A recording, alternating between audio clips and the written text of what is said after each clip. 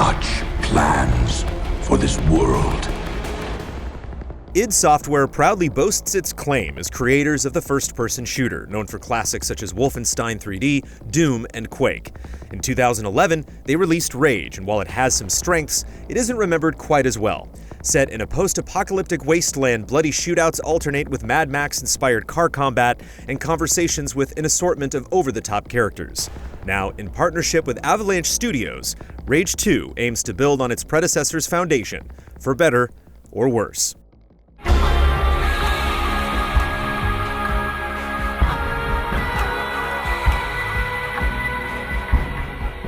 The story picks up 30 years after the events of Rage and wastes no time before it throws you into chaos. You play as a male or female ranger named Walker, and after defending your settlement from an attack by the Authority, you set out to take revenge on the cyborg General Cross. To be able to take down Cross, Walker needs the help of old war heroes from the first game, Dr. Kvasir, Lusum Hagar, and John Marshall. While each of them offers their own narrative branch that ties into the overarching story, they're mostly forgettable, just serving as means to point you in the direction of enemies to slaughter. It's disappointing that the setting never reaches its full potential because the framework is there. Mutant Bash TV is an interesting concept that's never fully explored, while a host of factions like the Immortal Shrouded are underdeveloped. Additionally, the open world does little to pull you into the story, aside from hiding audio logs filled with small bits of lore.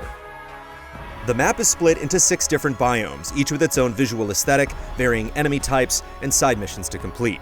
Completing a mission associated with one of the 3 war heroes earns reputation with them and unlocks project points that can be spent to upgrade a slew of abilities.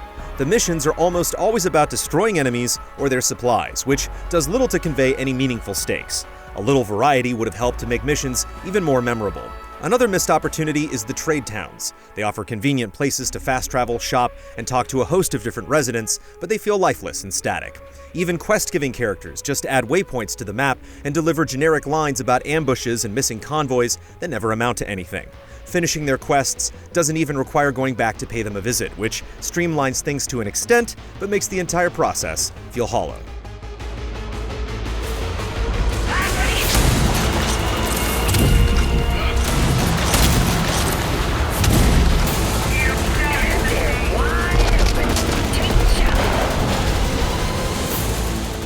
The main draw of Rage 2 is without a doubt shooting things. There are times when using the assortment of high-powered weapons in conjunction with potent nano-trite abilities can border on euphoria. There are 9 firearms, but many are hidden, and as a result, you may not unlock some of them even after finishing the main 8-hour storyline. 4 of them in particular are essential and given to you fairly early. The combat shotgun decimates anything unlucky enough to be near you. Its alternate fire is a slug shot that has greater range and knocks enemies back, making it more tactical without compromising its point-blank identity. The assault rifle complements the shotgun beautifully with its lethal precision and high rate of fire. Switching between the two to pick off close foes with thunderous shotgun blasts and distant enemies with well-placed headshots creates a rewarding rhythm. The audio adds another layer of bliss to the frenetic carnage, with a satisfying crunch awarded for each headshot, and it gives appropriate weight to the game's most powerful weaponry. I wipe my ass with aerosols. Yeah? Man. I'd like to see you try. A disappointing side note, one of the most iconic weapons in video game history, the BFG 9000, is locked at launch for players who don't own the Deluxe or Collector's Edition. Why anyone would hold such a legendary weapon hostage behind a paywall is beyond comprehension, and it's frustrating for anyone with nostalgic memories of the classic gun. With the necessary materials, weapons can be improved from levels 1 to 5. Each weapon level increases a gun's damage and allows you to modify it, changing various stats like ammo capacity or reload speed. In conjunction with nanotrite abilities and project upgrades, the combat possibilities continually expand at a steady pace, making each improvement meaningful. The Weapon Juggler upgrade is one of the best. When the magazine for your current weapon is empty, switching to a new weapon fills that magazine, encouraging you to continually bounce back and forth between guns while keeping an eye on your ammo count.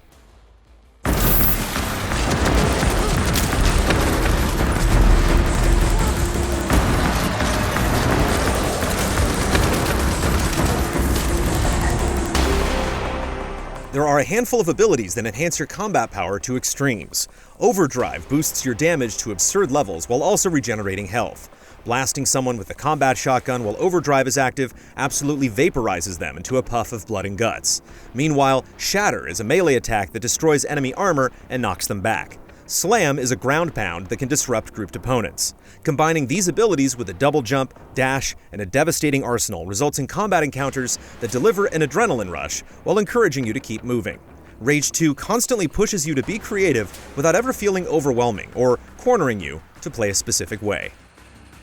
There are tons of ways to upgrade gadgets, weapons, abilities, and your main vehicle. While it's nice to have a constant sense of growth, keeping track of which currency is used for each upgrade is messy. The menus are cumbersome and they lag for a few seconds when cycling tabs, which amplifies the problem. Worse, though, is that many of the most important materials are hidden in chests at mission sites. After securing the area, searching for chests can slow the pace to a crawl. Overall, this wouldn't be a problem, and finding some of the more cleverly placed chests can add some much-needed exploration, but over the course of the game, it becomes monotonous.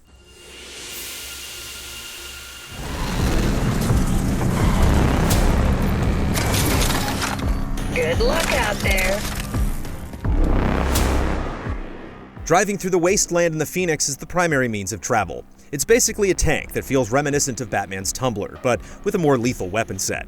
You can enter random races with other cars, but the minimal rewards prevent them from being more than quick diversions. It's also much more fun and efficient to tackle objectives on foot. This only leaves disrupting enemy convoys as the primary use for the Phoenix. At first, it can be fun to slam into weaker vehicles and watch them burst into fiery deaths, but the convoy bosses quickly become routine. Simply follow behind them and keep shooting with an occasional EMP blast to open their weak points.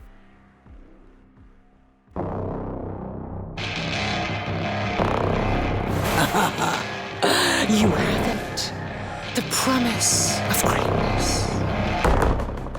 Rage 2 has some of the most rewarding and impactful combat in the genre. However, the bland world, repetitive missions, and weak story make it hard to care about the lives you take or the lives you save. Driving controls well, but ends up feeling completely unnecessary other than getting you from point A to B. Fortunately, shooting things never gets old, and the combat shotgun will surely put a smile on your face.